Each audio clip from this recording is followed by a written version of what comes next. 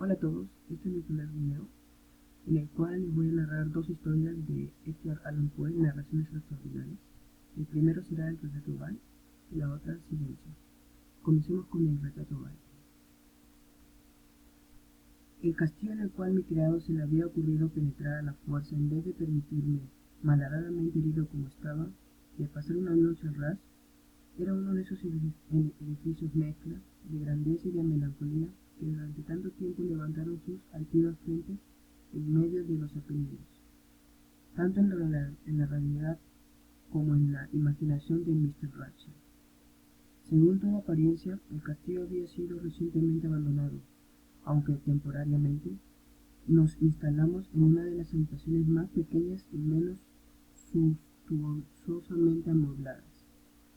Estaba situada en una torre aislada del resto del edificio. Su decorado era rico, pero antiguo y sumamente deteriorado. Los muros estaban cubiertos de tapicerías y adornados con numerosos trofeos heráldicos de toda clase, y de ellos pendían un número verdaderamente prodigioso de pinturas modernas, ricas de estilo, enceradas en sendos marcos dorados, de gustos arabescos. Me produjeron profundo interés, y quizá mi incipiente delirio fue la causa. Aquellos cuadros colgados no solamente en las paredes principalmente, sino también en una porción de rincones de la arquitectura caprichosa del castillo, hacía inevitable hice a Pedro cerrar los pesados postizos del salón, pues ya era hora avanzada, encender un gran candelabro con muchos brazos colgados al lado de mi cabecera, y abrir completamente las cortinas del negro terciopelo, guarnecidas de festones que rodeaban el lecho. Quíselo así para poder, al menos, si no reconciliar el sueño, distraerme alternativamente en las contemplaciones de estas pinturas y la lectura de un pequeño volumen que había encontrado sobre la almohada, en que se criaban y analizaban. Leí largo tiempo, contemplé las pinturas religiosas devotamente. Las horas huyeron, rápidas y silenciosas, y llegó la medianoche. La poción del candelabro me molestaba, y extendió la mano con dificultad para no turbar el sueño de mi criado. Lo coloqué de modo que arrojase la luz de lleno sobre el libro, pero este movimiento produjo un efecto completamente inesperado. La luz de sus numerosas bujías dio de pleno en el nicho del salón, que de una de las columnas del nicho había hasta entonces cubierto con una sombra profunda. Vi envuelto en viva luz del cuadro, que hasta entonces no advirtiera, era el retrato de una joven ya formada, casi mujer. Lo contemplé rápidamente y cerré los ojos. ¿Por qué no? No me expliqué al principio, pero en tanto que mis ojos permanecieron cerrados, analicé rápidamente el motivo que me los había cerrado. Era el movimiento involuntario para ganar tiempo y recapacitar, para asegurarme de que mi vista no me había engañado, para calmar y preparar mi espíritu a una contemplación más fría y más intensa. A cabo de algunos momentos miré de nuevo el lienzo fijamente. No era posible dudar, aun cuando lo hubiese querido, porque el primer rayo de luz al caer sobre el lienzo había desvanecido el estupor delirante que de mis sentidos se hallaban poseídos, haciéndome volver repentinamente la realidad de la vida. El cuadro representaba, como ya he dicho, a una joven. Se trataba sencillamente de un retrato de medio cuerpo. Todo en este castillo se llamaba en lenguaje técnico estilo de viñeta. Había en él mucho de la manera de pintar de Sully en sus cabezas favoritas. Los brazos en el seno y las puntas de sus radiantes cabellos pedíanse en la sombra vaga, pero profunda, que servía de fondo a la imagen. El marco era oval, magníficamente dorado, y de un bello estilo morisco. Tal vez no fuese ni la ejecución de la obra ni la excepcional belleza de su fisonomía lo que impresionó tan repentina y profundamente. No podía creer que la imaginación, al salir de su delirio, hubiese tomado la cabeza por la que una persona vivir. Empero, Los detalles del dibujo, el estilo de la viñeta y el aspecto del marco no me permitieron dudar ni un solo instante.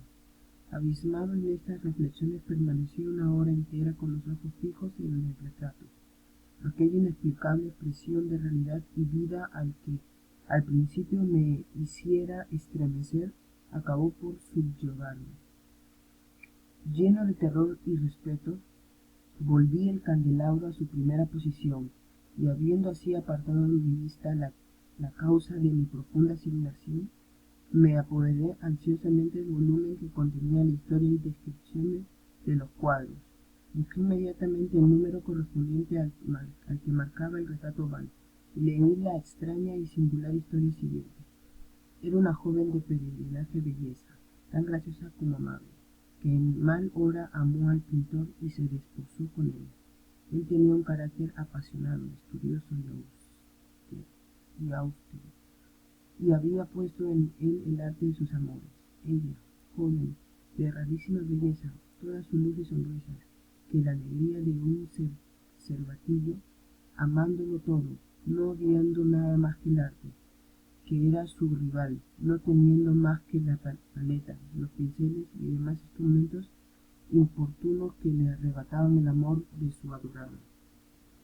Terrible impresión causó a la dama oír al pintor hablar del deseo de retratarla, mas era humilde y sumisa, y sentóse paciente durante largas semanas en la sombría y alta habitación de la torre, donde la luz se filtraba sobre el pálido lienzo solamente por el cielo raso. El artista cifraba su gloria en sus obras, que avanzaba de hora en hora, de día en día, y era un hombre vehemente, extraño, pensativo, y se perdía en mil ensueños, tanto que no veía la luz que penetraba tan lúgubremente en esa torre aislada.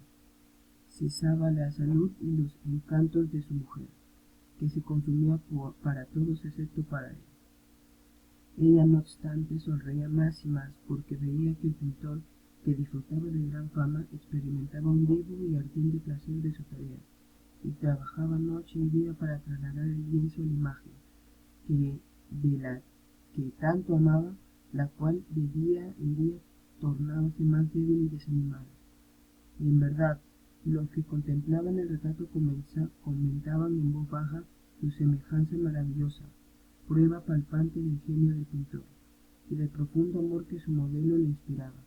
Pero al final, cuando el trabajo tocaba a su término, no se permitió a nadie entrar en la torre, porque el pintor había llegado a enloquecer por el ardor con el que tomaba su trabajo, y levantaba los ojos rara vez del lienzo, ni aun para mirar el rostro de su esposa, y no podía ver los colores que extendía sobre el lienzo, borrándose de las mejillas de las que tenía sentado a su lado. Cuando muchas semanas hubieron transcurrido y él no restaba por más hacer una cosa muy pequeña, solo dar un toque sobre la boca y otro sobre los ojos, el alma de la dama palpitó aún, como la llama de una lámpara que se aproxima a extinguirse, y entonces el pintor dio los toques y durante un instante quedó en éxtasis ante el trabajo que había ejecutado. Pero un minuto después, estremeciéndose, palideció intensamente herido por el terror y gritó con voz terrible: «En verdad, esta vida es la misma». Se volvió bruscamente para mirar a su bien amada. Estaba muerta. Y ahí concluye la primera historia. Ahora vamos a pasar con Silencio.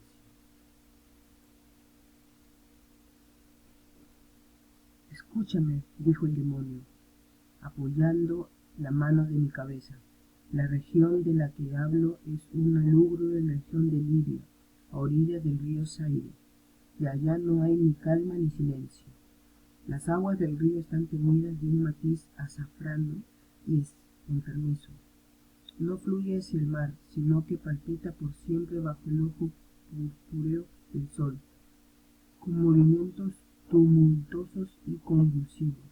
A lo largo de muchas millas, a ambos lados del legamoso lecho del río, se extiende un pálido desierto de gigantescos nenúfares. Suspiran entre sí en la soledad y tienden hacia el cielo sus largos y pálidos cuellos mientras inclinan a un lado y otro sus cabezas sempiternas,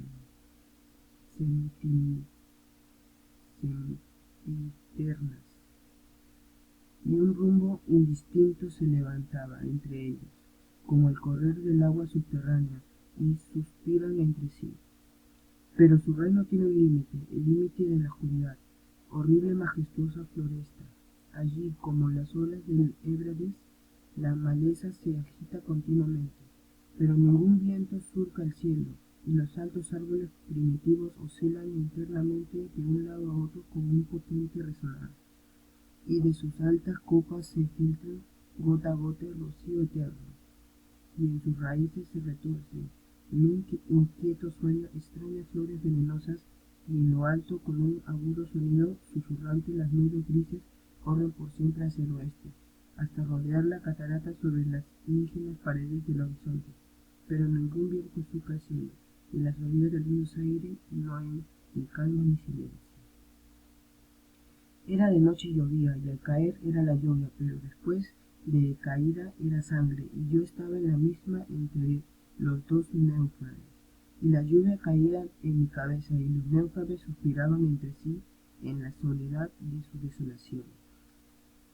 Y de improviso levantóse la luna a través de la fina niebla espectral, y su color era carmesí, y mis ojos se posaron en una enorme roca gris que se alzaba a la orilla del río, iluminada por la luz de la luna, y en la roca gris y espectral y alta, y la roca era gris.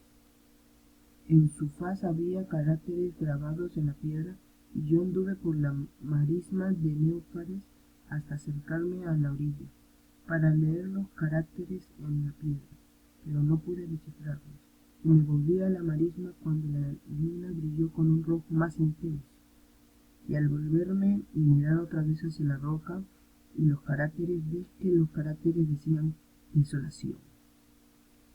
Y miré hacia arriba, y en lo alto de la roca había un hombre, y me oculté entre los néufares para observar lo que hacía aquel hombre. Y el hombre era alto y majestuoso, y estaba cubierto desde los hombros a los pies con una toga de antigua Roma, y su silueta era indistinta, pero sus facciones eran las facciones de una deidad, porque el pálido de la noche y la luna y la niebla y el rocío habían dejado al descubierto sus facciones de su cara, y su frente era alta y pensativa, y sus ojos brillantes de preocupación, y en las escasas arrugas de sus mejillas leía las fábulas de la tristeza, del cansancio, del disgusto de la humanidad, y el anhelo de estar solo. Y el hombre se sentó en la roca, apoyó la cabeza en la mano y contempló la desolación.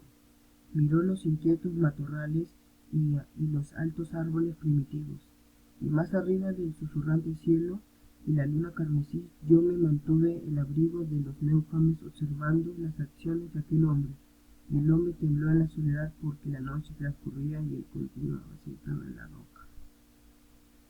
Entonces me sumí en las profundidades de la marisma, vagadeándome a través de la soledad de los néufames, y llamé a los hipopótamos que moraban entre los pantanos de las profundidades de la marisma, y los hipopótamos oyeron mi llamada y vinieron con los behemoths al pie de la roca y sugirieron sonar terriblemente bajo la luna. Y yo me mantenía oculto y observaba las acciones de aquel hombre. Y el hombre tembló en la soledad, pero la noche transcurría y él continuaba sentado en la roca. Entonces maldije los elementos con la maldición del tumulto, y una espantosa tempestad se congregó en el cielo, donde antes no había viento, y el cielo se tornó liviero con la violencia de la tempestad, y la lluvia azotó la cabeza del hombre, y las aguas del río desbordaban, y el río atormentado se cubría de espuma, y los néufames alzaban